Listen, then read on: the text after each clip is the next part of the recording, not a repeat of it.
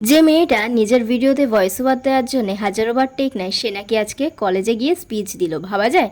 Hey guys, আমি রিশা, আর দিনটা ছিল 20শে জুন অর্থাৎ জামাই ষষ্ঠী, এবং সাথে ছিল আমাদের পশ্চিমবঙ্গ রাজ্যের প্রতিষ্ঠা দিবস অর্থাৎ পশ্চিমবঙ্গ দিবস।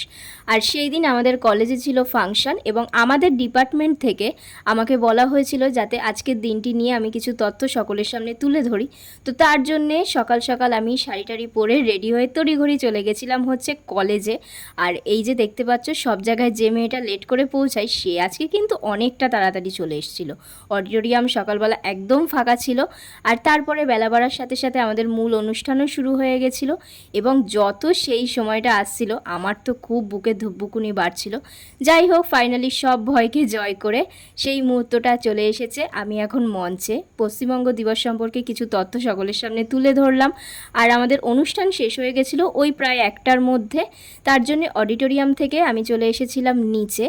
আর যেহেতু কলেজের কাজ শেষ তার জন্য হচ্ছে আমি বাড়ি চলে যাচ্ছিলাম। আর সত্যি কথা বলতে আজকের এই মুহূর্তটার জন্য, এই দিনটার জন্য আমার মধ্যে যে টেনশন কাজ করছিল তা তোমাদেরকে আমি বলে বোঝাতে পারবো না। আমি প্রায় 2 দিন আমি ঘুমাতে পারিনি, এবং আগের দিন রাতে আমি প্রায় 2টো অবধি জেগে প্র্যাকটিস করেছিলাম।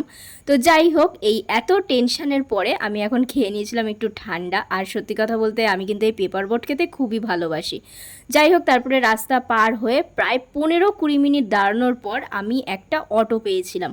আর যেই আমি অটোয় উঠলাম দেখলাম বাইরে রোদটা একদম কমে গেল। মানে বুঝতে পারছো আমার ভাগ্যটা? না না, খুব একটা কিন্তু খারাপ ছিল না। আমি যখন অটো থেকে নামলাম ঠিক দেখতে পেলাম আমাদের বাড়ির সামনের একটা টোটোর দাদা আমার সামনে দিয়ে যাচ্ছে। আমি বললাম যে চলো তাহলে বাড়িতে আমাকে ছেড়ে আসবে। আর আমি এখন বাড়ি চলে এসেছি। কি বলো তো, শাড়ি পরেছি আর ছবি তো না তুললেই নয়, তাই আমি কিছু ছবি তুলছিলাম। আজকের ভিডিওটা এই পর্যন্তই, টাটা।